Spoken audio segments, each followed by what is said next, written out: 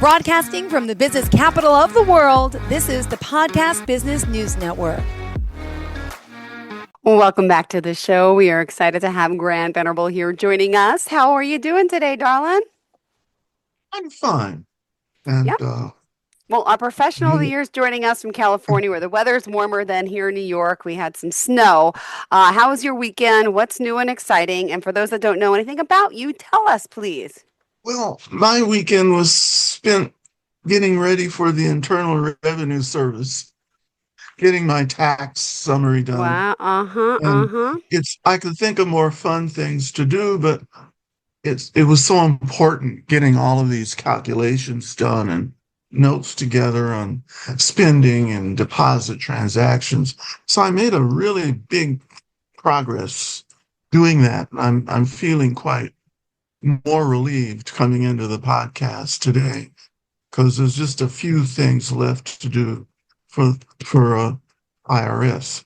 So, but I was able to do a lot of reflecting on what's happening across the nation, across the world, and that's what I'd like to start out with. If perfect, you'd be good with that. Aww. I thought it would be good to dip into my own range of memory here, because I was well past middle age. I'm just going to start out with the impeachment of the president now, and so that it'll register to our listeners that. Well, let me just get started here. I'm going to get started the right way. And this is more historical than political, but it has political implications. I begin my remarks this morning with a 5,000-year-old meditation to the Creator, which at age 11, I learned in my Sunday school class around 1953. It was attributed to the nomadic tent dwellers on the geologic plate of the deserts of Palestine and Judea. And you've heard me speak before about the tent dwellers, the nomadic tent dwellers. The desert fathers, as they were called, were the Semitic scripture writers whose papyrus scroll handiwork was found beginning 2 millennia ago in caves around the Dead Sea. Wow. My meditation is on love, life, and light. Yeah. Peace, power, beauty, and joy. And that's pretty much it. But it was meant to focus the attention of preteen youngsters on what really counts in life and what we really want to be attending to and achieving. Now, I retired formally in 2011 after 47 years of service as a chemistry professor and dean of the faculty in several schools, from California to Illinois, Georgia, and Pennsylvania, a decade in Silicon Valley industry. And this was capped by a decade as provost of Lincoln University, Pennsylvania. Between 2011 and 2024, I completed a mighty labor of authoring a 4-volume ebook memoir, Footprints in the Chaotic Unknown, released on Amazon and Apple websites, July 10th, 2024. It describes the 3-century exodus of my ancestors from a mid-1600s colonial past into 21st century America. I wanted to say something about my great-grandpappy, Robert James Venable. His name was spelled Venable back in 1823. He was an itinerant minister in the AME Methodist Church, born in servitude in Frankfort, Kentucky in Mm-hmm. 1823. Can you imagine? Now, this is 2026, but Wow. that was 1823. My great grandpa, Robert, who years later changed his family name to Venerable, had an advantage in how he was managed by his Mm-hmm. owner, Wow. a physician named Dr. Joseph Venable, who, by the standards of that day, left intact his servant's humanity, life potential, Yeah. and career aspirations. Oh. Thus, his bondage was not characterized by the abuses found elsewhere across slave-holding states. Prior to the Civil War, during which Missouri fought on the side of the Union, Mm-hmm. great-grandpa Robert's owner moved him, Hmm. along with his owner's spouse and owner's children, into Carroll County, Missouri, Mm-hmm. which was a day's horseback ride from Kansas City, Missouri, Mm-hmm. and Carrollton, Missouri. But Carrollton became the birthplace between 1860, oh, actually 1855, and 1884 of my great grandparents, Robert and Elizabeth's 15 children, all but three of whom lived to procreate offspring, including my father, Grant D. Venerable, Sr., whose mathematical genius earned him admission in 1929 in a science and engineering major Mm-hmm. and the distinction of becoming Caltech's first graduate of African descent. That was 1932, Pasadena, California. This signal event occurred at least 4 decades ahead of the era of federal affirmative action efforts, also called DEI efforts for diversity, equity, and inclusion, to get more youngsters who had been left out of the system Mm-hmm. into the college and university system due to their Interesting. particular demographics that they belong to. Missouri, um, in the 1800s, now my grandfather was Mm-hmm. born 1867. Wow. My memoir manuscript portrays the power of something grandpa and other relatives had to deal with. All human beings have to deal with it. It's called life's double shadow. Yeah. I think I've mentioned that once or twice. This strange force can You create have. or Yeah. destroy. It can destroy if it's abused.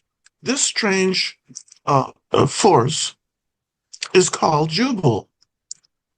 And Jubal was the forebear of music, interestingly enough, and a Mm-hmm. descendant of Cain in ancient Hebraic tradition. Jubal is linked to this force.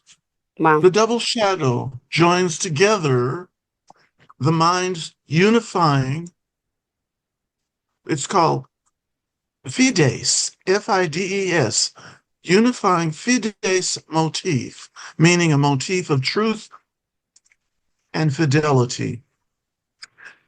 And this memory that it joins is this human group memory.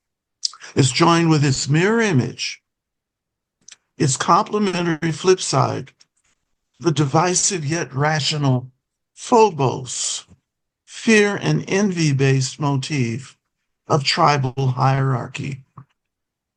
Now think about it. Things aren't that much different today. Mm-mm. We have tribes all over this planet, and we have an American tribe with Yeah. several sub-tribes in it. And there are all kinds of demographic descriptions and labels. We have a tribe of liberal tribal members. We have conservative tribal members, although I doubt people really know what those mean. There's the left people of the and the right people. There's the blue people and the blue and the red people. I just want to quickly add, because I haven't said this yet, what does left and right really mean? Yeah. When you hear politicians verbally attack someone for being Uh-huh. left or right. But what does Interesting. that mean? Where did it come from? They always fail to bring that out because I doubt that they know. But it comes from the era of way back in the 1700s in France, in the French General Assembly. There were two factions. One sat on the left of the assembly and one sat on the right. And so the left people were called leftists and the right was rightists. But what does left mean? It means those were the assembly representatives who represented the interests of the common people.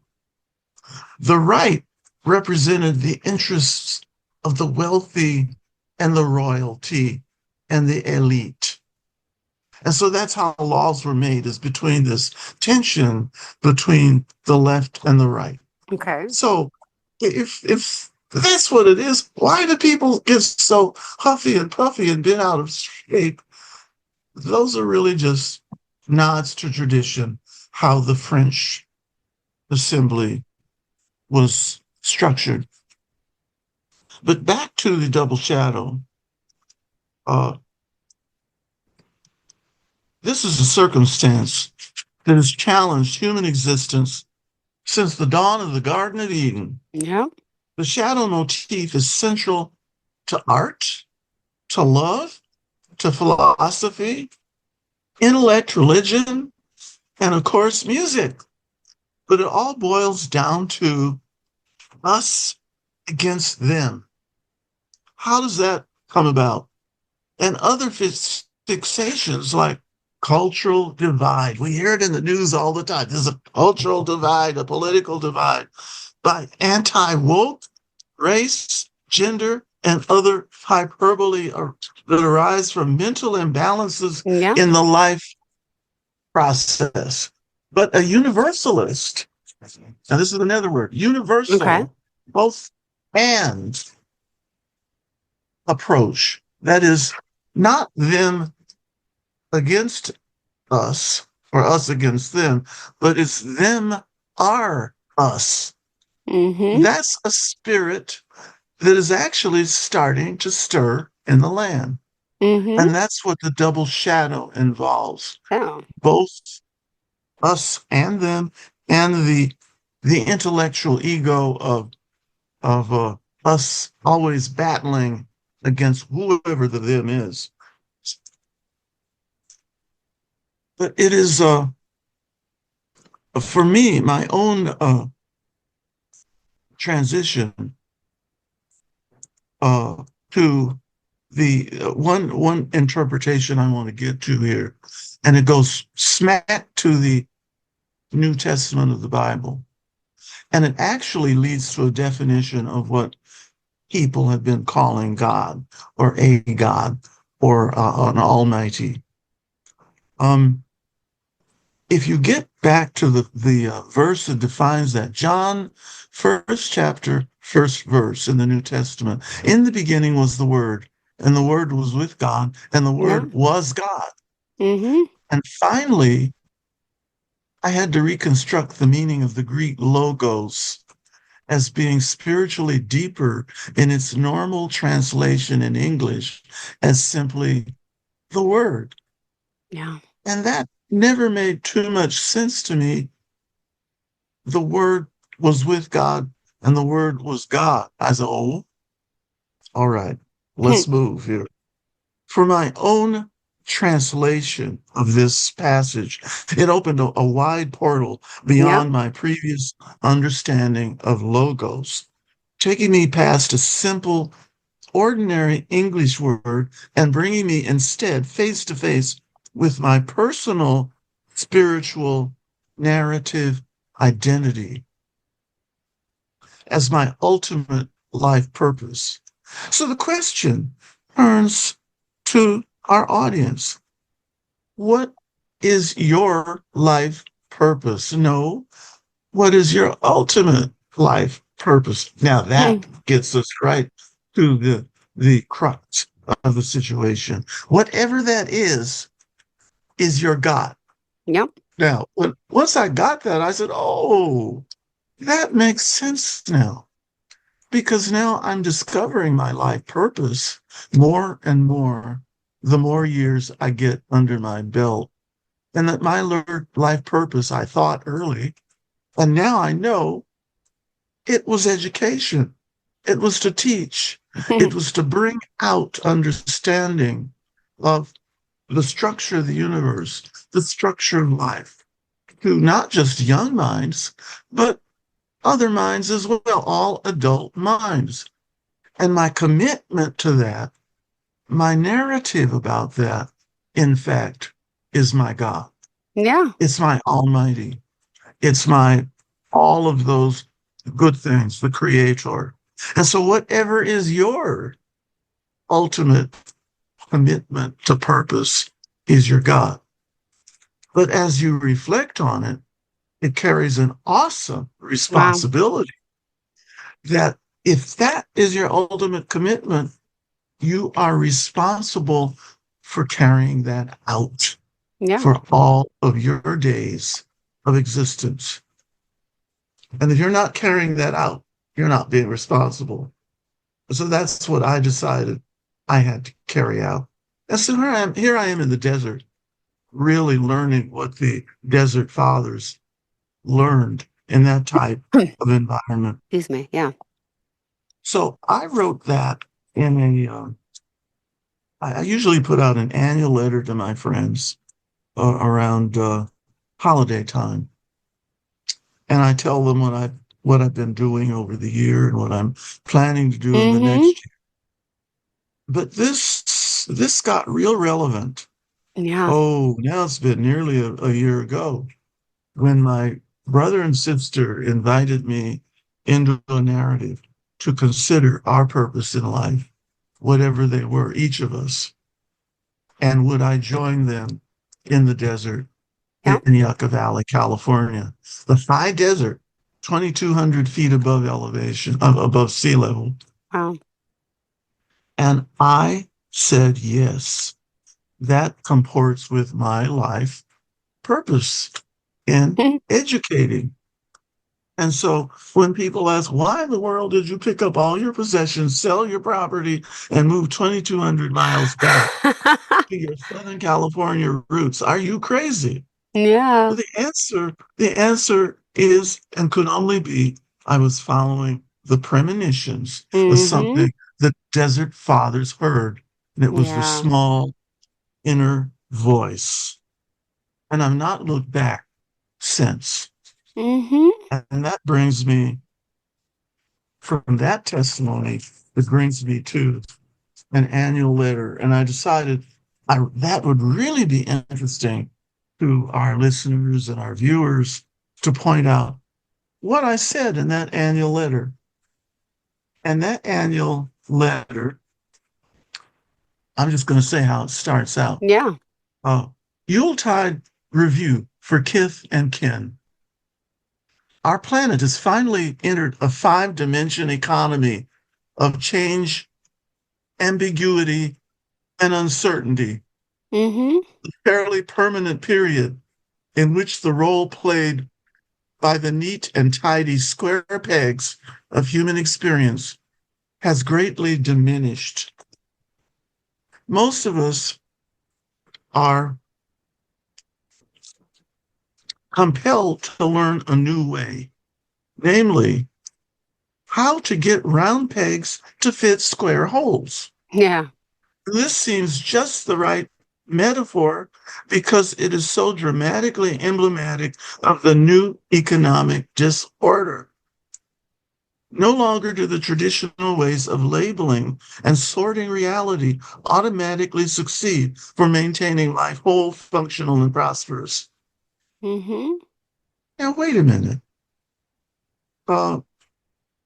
We bear witness, and I'm saying this in a letter to friends, to the unprecedented coup d'etat disguised as impeachment.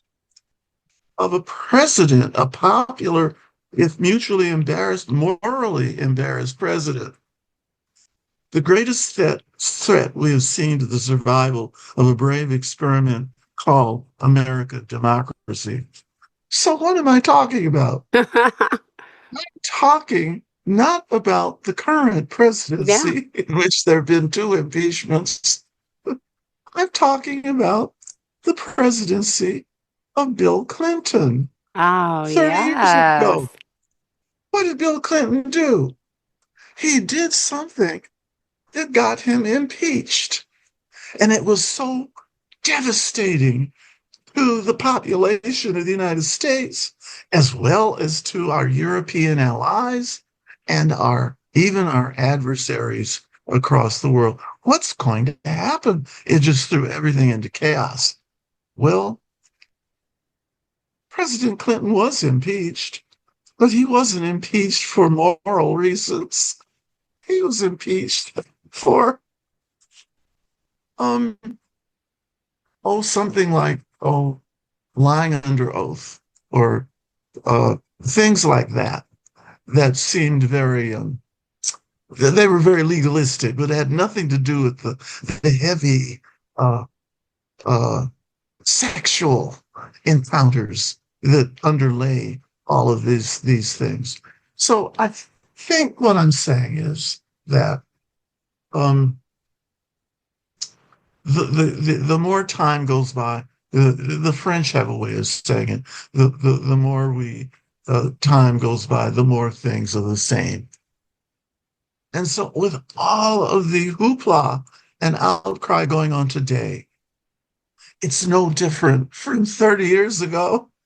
And we've had every 30 years something would go on, and the news media would lead the band and report all of these facts and points of view and get people riled up and scrambled up and confused, not because I think they wanted to do that, but they had to have something to talk about. They had to make profits for the news stations. I think what I'm saying, my friends, Jill, that we need to just stay calm. Let fear be. Don't even touch fear anymore. Stay away from fear. It's deadly. Fear makes people, oh gosh, well, it makes them fearful, but they get paranoid. And then paranoia is much worse than the fear itself because things blow up. What seems like a small bit isn't. There's nothing to it. And it's best we keep our calm.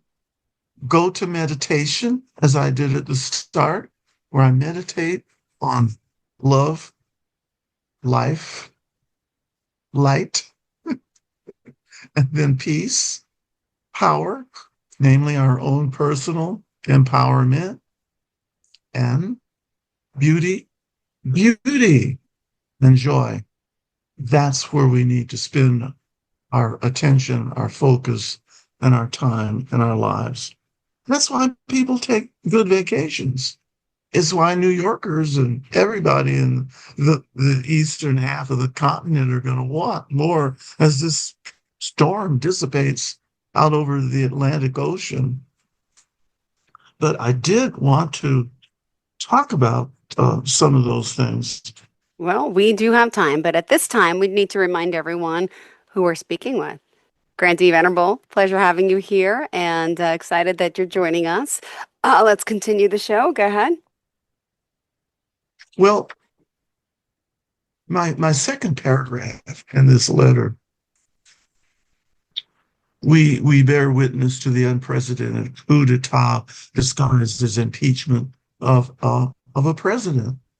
The greatest threat we've seen to the survival of a brave experiment called American democracy. The extremist social Darwinian cohort of the far right that aspires to govern the global economic heap is moving heaven and earth and the Congress to overthrow the moderate Rockefeller, Rothschild, dynasty. You haven't heard those names in a long time, but that's really what it's about and was about, has been about for many, many decades. And these are guardians of the World Bank, United Nations based social order. It hints at nothing less than all-out war on Mount Olympus, including Washington, D.C., New York City, London, England, Paris, Beijing, China, all the other capitals of the earth. But Mount Olympus is simply a no-holds-barred conflict between rival factions of power and wealth. My hopes lie with a little less uh, anyway, I was trying to say power, wealth, and being less exploitative, but I'm hoping more for a Clinton, Gore, Bush faction of less exploitation. So that leads to a very interesting discussion in this letter. We're talking about our societies beyond the point of no return, beyond having things as neatly as black or white, or good or evil. We are faced no more, if ever we were, with the simplistic Star Wars mythology of saintly Luke Skywalker versus demonic Darth Vader, but with choosing among enigmatic blends of both. Both, if our beleaguered president reflects this paradox, it is because he is a creature of the secular society, poised at the junction of Millennium 3. But when I say the beleaguered president, that could be any number of presidents, probably all the presidents at some point in their administrations. And that's something to hold on to. The best way that people can help get past those points of chaos, and that's a term out of physics, as well as society and politics. But the best way to get beyond it is to just quietly close our eyes, shut our ears to all of the cacophony that we get over the news media and now the social media, and go meditate on a theme of peace and good order for all of us, while all those other things pass, as they surely must pass. So this lengthier than usual letter, which I'm not going to read here, all of it, I'm just going to say things like, what was my lot in earlier days and how I was able to find success when there was no seemingly hope of success, but I did anyway. I talked about my move to Chicago back in the mid-1990s, searching for a new career. I was still in education, but I went into being an administrator, a dean, vice president in higher education, and found whole new callings. The move to Chicago, I should have anticipated, unleashed a transformational shockwave that did not stop with my appointment as associate vice president of Chicago State University. If I sought fulfillment, fulfillment is what I got in the opportunity to utilize my talents serving as an institution headed by a visionary chief executive officer and president. And then things unfolded from there. I wound up, after 3 years in Chicago, and learning a lot about how do you run a university, when I got to Morris Brown College in Atlanta, Georgia, a very old college that was started just after the end of slavery. And that was a whole new experience for me. I'd never been in a state or a town that was that closely associated with slavery and the Civil War that came after that. I had to go to Georgia because I ended up discovering what the Civil War was about and how people, especially in the Deep South, are still fighting the Civil War, and how people, citizens in the North, have maintained the provocations in the national conversation that were being dealt with, or we thought they were being dealt with in the Civil War, but they weren't. They weren't finished. So I realized now, after 26 years in Atlanta, Georgia, why I was sent there by the more meditative forces of this universe. I had to finish fighting the Civil War within my own being. Everybody has to go through Civil War in their own self, their own being, with forces outside their self that they sometimes just can't seem to master. So I'm not just talking about a physical guns and war, dynamite war between human beings having big arguments. I'm talking about, again, the double shadow in each of us. And it's we have to calm the war between that part of Jubal that is the phobos, the fearful, competitive part, with the part that is the whole unified part. And they have to stay in balance. And as they stay in balance, we don't have wars. So I got into Georgia and discovered, yeah, okay, I see what that was about. What I'll just say, Jill, what might you think about that? Now you preside over this beautiful picture of New York City, sitting in front of the mural of New York City. And you have a self. You have a self that contains this double shadow called Jubal. And it's when you have two forces that sometimes they're in contention, but when they're peaceful and they calm down, they lead to new things, very powerful creations. And where did I get that one? If you recall, it came from asking questions after I finished college and graduate school and talked to classmates as to what caused faction of in a country like Italy, like Germany, what caused a particular faction to destroy another faction in that country? And the conversation, the debate continues to this day. What causes it? And blame is constantly being re-expressed. Who did it? Whose fault was it? And many of our very popular figures have gotten into pushback from the country because they ventured an opinion about what caused the Holocaust of Jewish people in Germany. And one very popular figure on The View expressed it in the way she thought was part of man's inhumanity against man, which I thought was a very good assertion to make. That's always been the problem. But she ran into problems with one of the organizations that looks out to prevent anti-Semitism.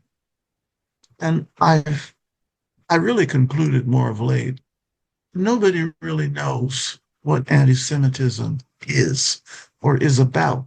Well, they know more what it's about, people that are involved, but they don't really know what it is. But the debate rages on, the same as other debates and other isms.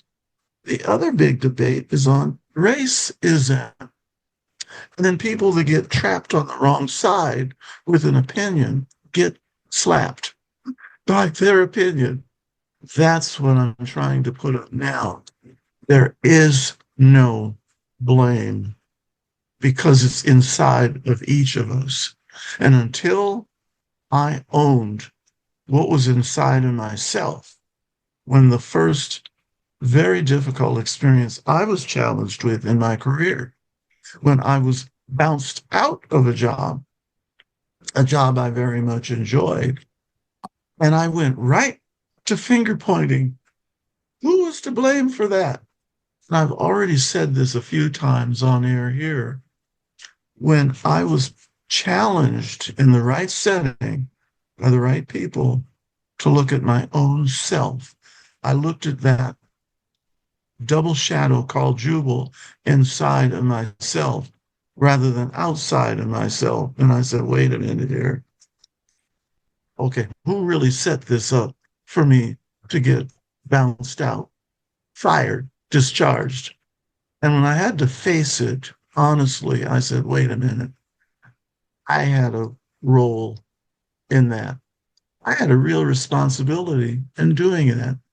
And I chose not to follow a hunch about that, rather than just hanging on, hoping things, disagreements that I was having would just float over like the clouds in the sky.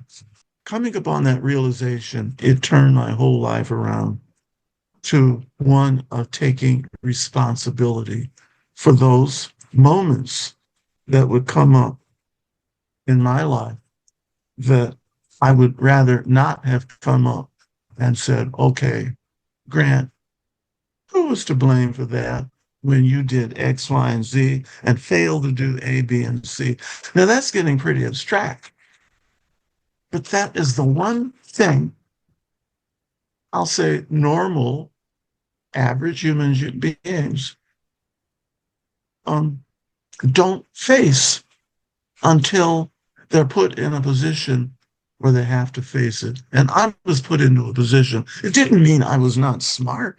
I was not smart enough. But my Jubal was imbalanced, that little double shadow inside of myself. And that's why I called it a double shadow, because it was the shadow of a shadow that I could not see, the origin of that shadow of the shadow. And I understood what caused, if there was a cause, of the Holocaust. What was the cause of the slave trade? What was the cause of slavery? What was the cause of Jim Crow and segregation in this country?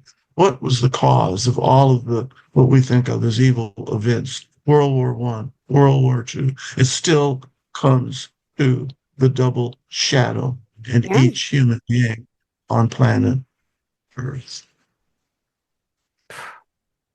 Well, Grant, go ahead. Now, see, that's, if we were in church, it's a good place for the choir to start to sing. Blessed assurance or amazing grace, something like that, to help people deal with the double shadow in their lives. So, yeah. So I guess in a way, again, like the French say, the more things change, the more they stay the same. And there's a French phrase for that. But that's what we're seeing. And I'm reaching out my heart and my hand to my fellow people on this planet and in this nation, the United States of America. Yeah. We can all take a step back. We can take a step into tapping into the creator of peace, rather than to the creator of fear and anxiety, and let that creator in ourselves and in our universe rebalance, bring about the rebalance that it always does. Humans haven't been around that long. The oldest of the hominids, if anything, has not been around much longer than 2 million years. I say that self-conscious that certain of our religious traditions take a different view of that, but it is a view. There's many views. I prefer the view that is rested in reason, critical thinking, the Hmm. scientific method. I also favor the view that where I temper my ability to meditate, which deepens my ability to think intuitively, so that when I realize my logic isn't helping me out of a tight situation in a career or in a problem in a classroom, I step back into meditation, whatever that may mean for any of us. But I know what it means for me as I get quiet and I listen for the still, quiet voice inside. You could put religion on that if you want. You could put science on it. You could put mathematics. You could put psychology on it. It doesn't matter the words that we use. Our words can be so unreliable, particularly if we're speaking to people that don't use our same language. And so that's why I enjoy this broadcast so much, is that we can start to get in touch with the unity of us all, the unity of the universe. Now, having said 2 million years, the dinosaurs lasted a long, long time. What year was that? My goodness, I don't remember from history. The dinosaurs were wiped out Yeah. about, I think it was about 65 million years ago. Wow. The dinosaurs had been here like 20, 30, 40, 50 million years. Great big animals got wiped out when a big rock, a big meteorite, some asteroid hit place on the earth, and it was probably around the Caribbean Sea. It went in there.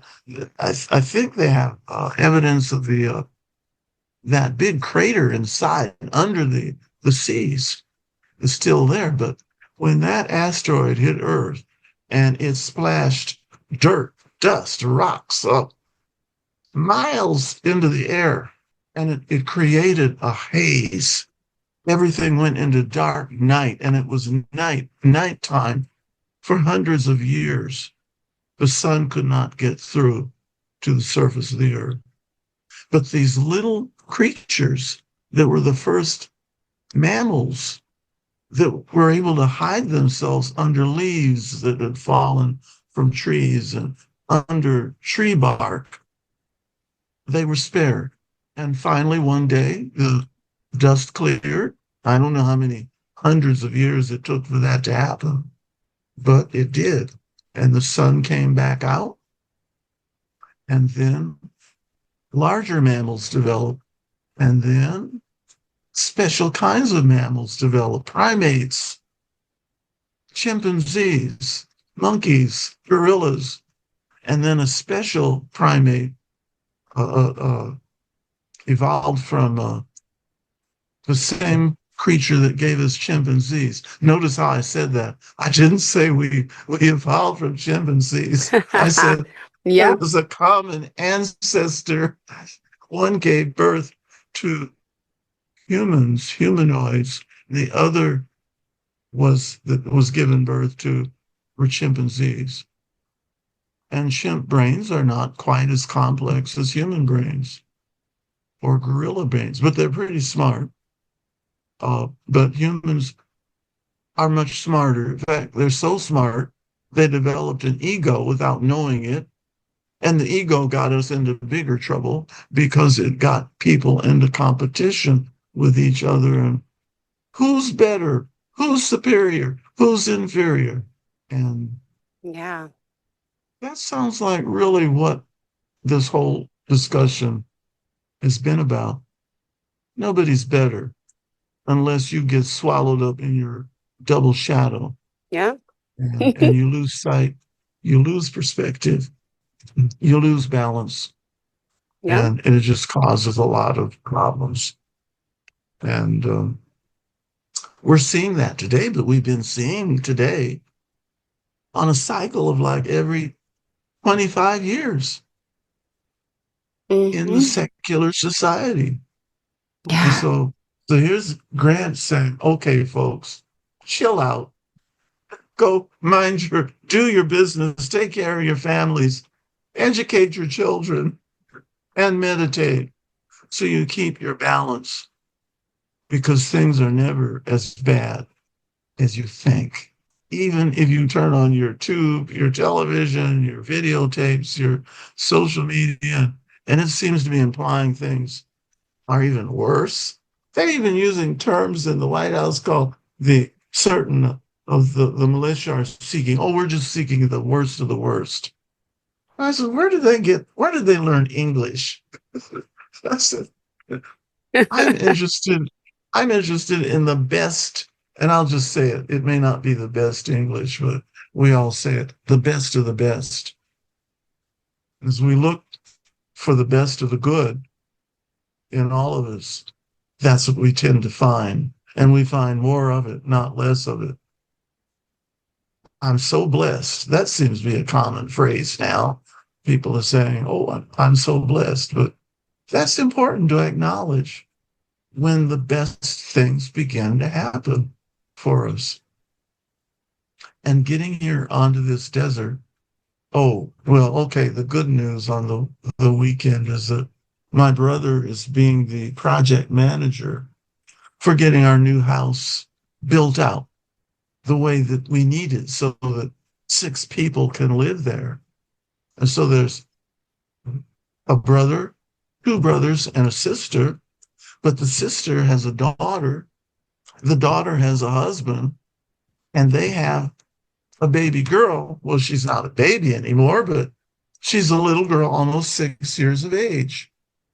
And we're all living in the same property in a family compound, which I predict more and more people will be doing in order to create an economy that works for them. Because it means we won't be paying rent for the apartments we've been staying in. And it's been very nice in those apartments. But when you own the property, you're paying not the rent is being paid to yourself. And that's always a good idea when you can get it. Where does that put us now, Jill, from your point of view? You're sitting there. I just can't. Just talking to you again, listening to all of this, your brain is just fascinating with what we keep talking about and going down these paths. And there's always new paths, and I guess they're called neurons. I'm not sure you're the medical expert here at the brain and the mind, Yes, but it just leads yes. us to more open, conversation, and it makes me feel wow. I hope I hope I have as much knowledge as you. I'm 48, right? And you're a little older than me. But the Golly, not jeez. But really, Wow. it's how wise We life don't look our ages, Jill. exactly. Yes, we'll say that out loud, but it's so true.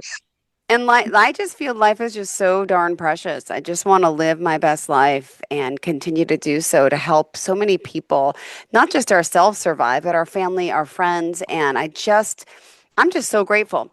I mean, the fact we're able to sit here, to live another day, to feel, to breathe, to smell, to see, it's just, we're Yes. giving all these blessings and gifts. And I just feel like we take sometimes too much advantage of, right? Because everything can change in a heartbeat. We know this, right? With loss of our friends, our family, our health. So Yeah. I just like Yeah. reflecting on these moments to know, wow, here we are. And I hope people are out there, listening to us, watching us today. The lines are open too if you have any questions for Grant, 631-307-4010, 631-307-4010. They're always open. Give us a call. Ask any question you'd like, everything, and nothing's off the limits. But anyway, moving back to our conversation, what was I saying? Um, Besides, I like talking We're to talking you. about blessings and Blessings and being grateful. And one of the things I yeah. just feel is so important for us to wake up to every single day and thank the Lord. And yeah, I'm excited. I'm excited Yeah, about this yeah. day, this week, this life that we have to, and we can really be anything we want and accomplish so much. So I'm ready. I'm ready. Well, the last time we left it with the Jerusalem temple, the history of the Jerusalem temple, which only got to be built in two uh, examples. And the Babylonians destroyed the first one, and the Romans destroyed the second one in 70 AD, 70 CE. And I was developing the idea, which is really, I think, a powerful hypothesis, Hmm. that that's how life in this universe has gotten evolved to where Yeah. it is now. It wasn't a smooth continuum Mm-hmm. from, say, zero time to present time. There would be shifts, there'd be singularity points, as Yeah. we say in mathematics. And those singularities in the human scale, that could be something that lasts up to 10 to 20 years when a society is in change. Wise people start to notice, yes, we're in a change. We're seeing it now. We're seeing it in the economy. The Prime Minister of Canada stood up last week and talked about, no, this isn't a transition anymore. This is a rupture. And the NATO, the American, the Soviet, I said Soviet. See, that's the old terminology. But the Russian sphere, the Chinese sphere, the African sphere, the South American sphere, they're evolving. And they sometimes lurch a little faster, a little more than at other times, but they are changing. That's what happened with the Jerusalem temple. While the wise people in the rabbinical councils were waiting for the return of the Messiah, or not the return, but to settle, will there be a Messiah if they're Jewish, or if they're Christians who felt that there was a Jew who was recognized as the Messiah, and Mm-hmm. that Messiah is going to return. All that conversation is going on very vigorously right now. But all that Grant Venerable is saying today is the Messiah, if that's what you believe, that's what I believe. I believe I've seen the Messiah return on numerous occasions. And it may be no more than some individual I notice in a restaurant where I'm out eating, but there's an aura around them. And I said, oh, that looks like the Messiah. Just the feeling I'm getting. But the thing I'm saying is that we started to see the move toward the third temple as soon as, well, I can say this with certainly confidence. As soon as Galileo came on the scene with his crude little telescope and saw 5 or 6 lights revolving around the planet Jupiter, they were moons, of course. And that was an addition to the knowledge base. That was what the temples were doing all along. So the first temple brought knowledge about life, knowledge about God, knowledge about uh, how we got here, all that. Um, but very slowly, there was a shift to God becoming more than an invisible, nameless entity, idea. When God took on a larger form as more of the entree of science, rationality, reason, mathematics. And that got really going good in the Renaissance. But we still had religion. It's just that religion shifted its emphasis. And ultimately, in the 19th century, we got formal European psychology under Sigmund Freud and uh, others, James at Harvard. And then we got Carl Jung in the 20th century. But what we also got were new structures that look suspiciously like the original temples of Jerusalem. Mm-hmm. And I'd say the most fabulous of those structures, if you've ever been to Chicago, and if you've been in Chicago and haven't seen it, go see the Museum of Science and Industry. It features the fact that religion has a whole scientific structure to it now. Oh, yes, you still have the same disciples, the same apostles, the same stories, whatever stories that you favor and enjoy hearing that makes you live a better life. But science and math, technology, engineering has been added to it. Yep. Go look at the Will do. Museum of Science and Industry from the air. Beautiful. And it looks very like the second Jerusalem temple, which occupied 2 acres of land. Wow. And what does the science and industry occupy? 14 acres of land. Wow. And that's everything from telescopes to automobiles, airplanes. Well, thank you. We do have to wrap up at this point now. So how can we contact you? Please share. Grant D. Venerable, PhD.com. Beautiful. And I think even if it's not Grant D, Grant Venerable will pop up on the screen and protect itself. But also VENTWO@AOL.com is my email address. And just put message from a listener. Aw, thank you so much. We appreciate it. You can reach me. So. All right, Grant, we'll have a fantastic day. Thank you for being here.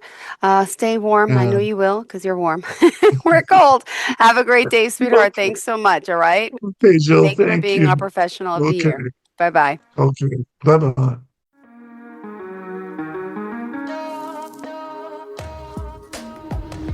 Broadcasting from the business capital of the world, this is the Podcast Business News Network.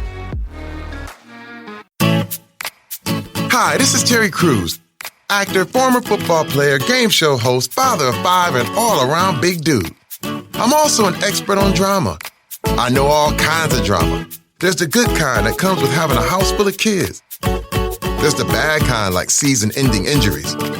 There's the necessary kind like having an agent in Hollywood. And there's silly drama like the drama around my percolating pectorals. And then there's the drama you can skip. Skip the drama that comes with not having your high school diploma or equivalency. Find free adult education classes near you and finish your high school diploma.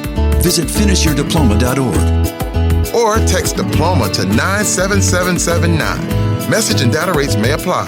Reply STOP to opt out. That's diploma to 97779. And leave the drama to actors like me. Brought to you by the Dollar General Literacy Foundation and the Ad Council.